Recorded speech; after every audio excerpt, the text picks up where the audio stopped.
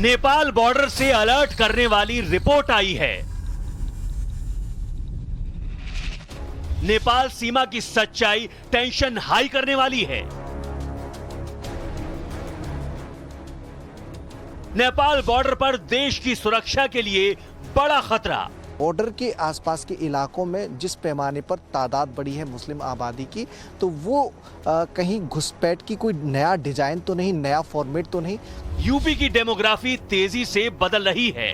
Border के आसपास के जो गांव हैं और खासतौर पर मुस्लिम बहुल गांव हैं, उनकी आबादी तेजी से बढ़ी है। वहां पर पक्के निर्माण हुए हैं, जो मस्जिद हैं, दरगाह हैं, उनकी संख्या में भी इजाफा हुआ है। नेपाल से सटे सरहदी गांव में मुस्लिम आबादी बढ़ रही है। यहाँ पे नेपाल है और ठीक इसके बगल में ये ईदगाह आपको पक्के तौर पर बनी हुई सामने नजर आ जाएगी। ऐसे गांव हैं जहां बड़ी तेजी से मुस्लिम आबादी बढ़ रही है और ये बाहर के लोग हैं। नेपाल टू उत्तर प्रदेश घुसपैठ का नया मॉड्यूल। नेपाल सीमा पर देश को सावधान करने वाली पड़ताल।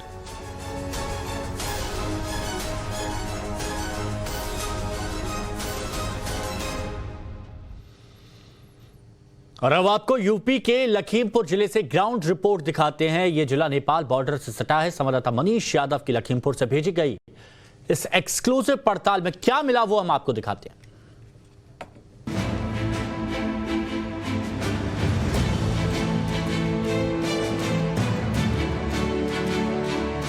नेपाल सीमा से सटे जिलों की, वहां के गांव की जनसंख्या कैसे बदल रही है, आबादी कैसे मुस्लिम बहुल होती जा रही है, इसके पीछे की वजह क्या है?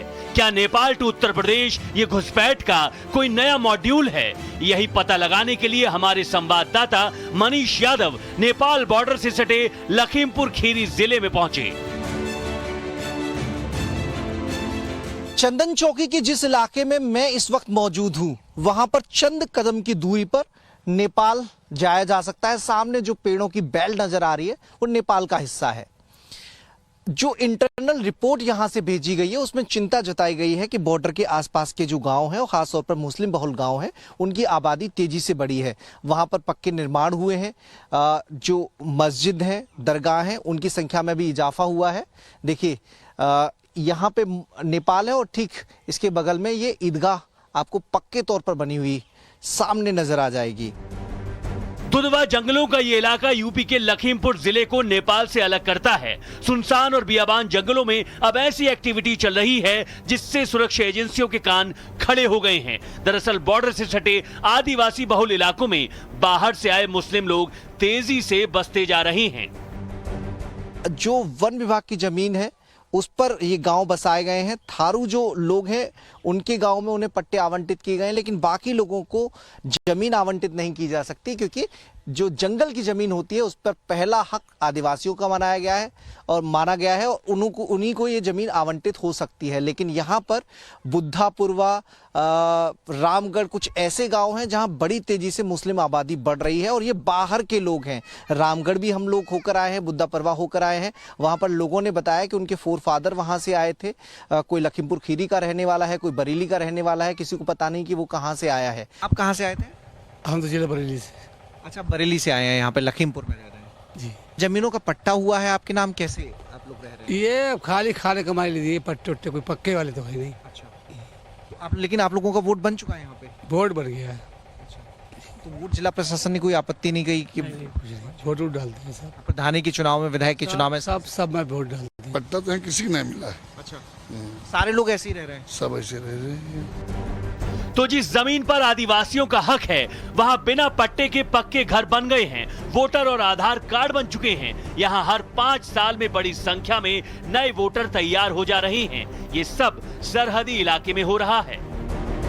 ये बॉर्डर सेंसिटिव इस वजह से और हो जाता है क्योंकि यहाँ पर टेरर फंडिंग के कई सारे मामले सामने आए हैं। यहाँ से यूपी एटीएस की टीम ने कई गिरफ्तारियां की थी।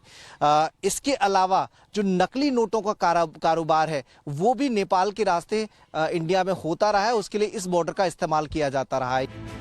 हमारे संवाददाता मनीष यादव ने नेपाल बॉर्डर पर मौजूद उस चंदन चौकी पर भी पहुंचकर पड़ताल की, जहां से लोग आसानी से नेपाल से इंडिया और इंडिया से नेपाल आते जाते रहते हैं। चंदन चौकी इलाके से नेपाल बॉर्डर बहुत नजदीक है और आसानी से इस रास्ते से भारत से नेपाल और नेपाल से भारत आवाजाही होती रही है और यहाँ आसपास के लोग उस मार्ग का इस्तेमाल भी करते रहे हैं। जो तमाम आपराधिक घटनाएं घटती हैं उसमें इस बॉर्डर के जरिए आवाजाही की बात सामने आती रहती रही है। कई सारी जो टेररिस्ट एक्टिविटी हुई हैं वो भी इस बॉर्डर के मार्फत हुई हैं। यूपी पुलिस लगातार नेपाल में जाकर वहाँ पर जाँच करती रही है नेपाल पुलिस के सहयोग से। तो इस तरह की जो एक्टिविटी होती है वो हमेशा चुनौती रही है इंटेलिजेंस एजेंसियों के लिए, यूपी पुलिस के लिए, यूपी ATS के लिए, यूपी STF के लिए। विश्व हिंदू परिषद के नेता संजय मिश्रा गृह मंत्रालय को चिट्ठी लिख इसकी जांच की मांग तक कर चुके हैं। एक तो उसमें 90% लोग संभावित वो सब विदेशी तत्व है, रोहिंग्या तत्व हैं। बहुत से लोग अपने को बरेली का बता करके वहां पर निवास करने लगे हैं, लेकिन वो अवैध तरीके से पूरे रह रहे हैं। इंटेलिजेंस रिपोर्ट कहती है विश्व हिंदू परिषद के नेता घोषणा कर रहे हैं कि सीमावर्ती गांव की डेमोग्राफी बदल रही है, लेकिन वहां रहने वाले मुस्लिम इससे इनकार कर रहे हैं। नेपाल बॉर्डर से लगभग 3 किलोमीटर की दूरी पर चंदन चौकी इलाके में गांव है रामगढ़। नाम जरूर रामगढ़ है लेकिन पूरी आबादी मुस्लिम है। बताया यह जाता है कि ये थारुओं की जमीन है, वनवासियों की जमीन है, लेकिन यहाँ पर ये गांव भी बसे हुए हैं जो कि बाहर से दूर दराज इलाकों से यहाँ पर लोग आकर बसे हुए हैं। गांव के कुछ लोग हमारे साथ हैं। यहाँ पे तो बताया जाता है कि बाहर से लोग आके बसे हैं। जो जंगल की जमीन है वो थारियों के नाम ही आवंटित हो सकती है। नहीं, हमारे लोग भी नाम है। अच्छा जी। तो आप लोग अभी ये नहीं पता कहाँ से आके बसे हो, कभी घर में बातचीत होती हो? नहीं, हमारे दादा परदादा यहीं के थे। अच्छा हाँ। और आप भी, आपको पता है आप कहाँ से आके बसे हो? सब यहीं के हैं हम। हमारी बातचीत हुई अभी, कोई लखीमपुर खीरी से आया, कोई गोला से आया, कोई बरेली से यहीं सब यहीं के हैं सब। आप लोगों का जन्म यही हुआ है? सब यहीं के हैं। आबादी तो लगातार बढ़ रही होगी फिर? तो आबादी तो बढ़ेगी। गांव का नाम रामगढ़, लेकिन यहाँ सबसे ज्यादा आबादी मुस्लिमों की है। टाइम्स नाउ नव भारत रिपोर्टर मनीष यादव रामगढ़ गांव के प्रधान के पास पहुंचे। वही प्रधान जो खुद मुस्लिम हैं। जब उनसे सवाल पूछा गया कि आखिर गांव में मुस्लिम आबादी तेजी से क्यों बढ़ती जा रही है, तो उनका तर्क कुछ और था। वोटों की संख्या में बड़ा तेजी से इजाफा हो रहा है यहाँ पे, ये भी एक चिंता का बात बताइए। नहीं, तो बाहर से कोई आदमी नहीं आ रहा है। हाँ कि वोटों की जब जनसंख्या बढ़ रही है तो मतलब वो तो मतलब इसी हिसाब से बढ़ रही है कि 5 साल 6 साल में जब गणना होती है तो हर गांव में मतलब 10-20-50 वोट बढ़ ही जाती हैं। तो नेपाल से सटे गांव में रहने वाले मुस्लिम इस बात से सीधा इनकार कर रहे हैं कि बाहरी लोगों के आने से गांव में मुस्लिम आबादी बढ़ रही है, लेकिन जो इंटेलिजेंस रिपोर्ट गृह मंत्रालय को भेजी गई है उसमें पिक्चर दूसरी है। सूत्रों की माने तो रिपोर्ट में इस बात का जिक्र है कि यूपी के पास बॉर्डर इलाकों में करीब 1000 से ज्यादा गांव हैं। इनमें 116 गांव में मुस्लिमों की आबादी 50% से ज्यादा हो चुकी है। कुल 303 गांव ऐसे हैं जहां मुस्लिमों की आबादी 30 से 50% के बीच है। यहां अप्रैल 2018 से मार्च 2022 तक मदरसे और मस्जिदों की संख्या में तकरीबन 25% का इजाफा हो चुका है। 2018 में सीमावर्ती इलाकों में 1349 मस्जिद और मदरसे थे, जो अब बढ़कर 1688 हो गए हैं। इस इंटेलिजेंस रिपोर्ट के बाद अल्पसंख्यक कल्याण विभाग भी एक्टिव हो गया है। लखीमपुर में जिला अल्पसंख्यक कल्याण अधिकारी से 2018 के बाद से बढ़े मस्जिद और मदरसों को लेकर रिपोर्ट मांगी गई है। तो आपके यहाँ से जो सूचना मांगी गई थी वो आपने दे दी? हाँ, उनको बता दिया। वो मैंने हमको चाह रहा है। लखीमपुर खीरी, महाराजगंज, बलरामपुर और बहराइच में मुस्लिमों की आबादी 2011 के राष्ट्रीय औसत अनुमान के मुकाबले 20% से ज्यादा बढ़ी है। सुरक्षा एजेंसियां डेमोग्राफी में हो रहे बदलाव को सुरक्षा के लिहाज से बेहद गंभीर और संवेदनशील मानकर चल रही हैं। इसलिए बॉर्डर पर तैनात BSF और SSB की जांच का दायरा 50 किलोमीटर से बढ़ाकर 100 किलोमीटर करने का प्रस्ताव है। इससे BSF को 100 किलोमीटर पीछे तक जाँच और तलाशी करने का अधिकार होगा।